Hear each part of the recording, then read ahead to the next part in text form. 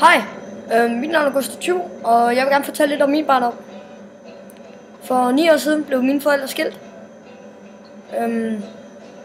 Min far hedder Michael, og min mor hedder Sanne. De boede i noget, der hedder Bræstrup. Og så blev de skilt, og min mor flyttede til Skanderborg.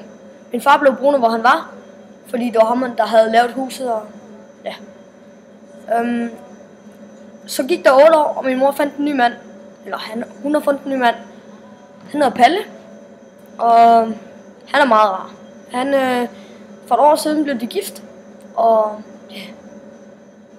Så Palle havde også 7 heste, og når vi var 4 i vores hus, så havde vi ikke så meget plads. Så vi købte et nyt hus hernede i Billund. Et dejligt stort hus, hvor vi alle sammen kunne være i. Men jeg savner selvfølgelig lidt det gamle sted. Min far bor stadigvæk, hvor han er nu.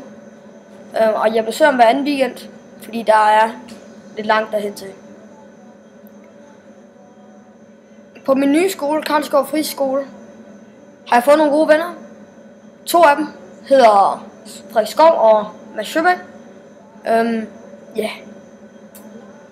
Men jeg savner selvfølgelig stadigvæk den gamle skole. Altså, alle mine venner på den gamle skole kom jo ikke med her, så det vil sige, at alle dem, jeg spiller fodbold med, og alle mine gamle kammerater, bor stadigvæk i Skanderborg. Yeah. Jeg begyndte på fodbold hernede, og det er også sjovt.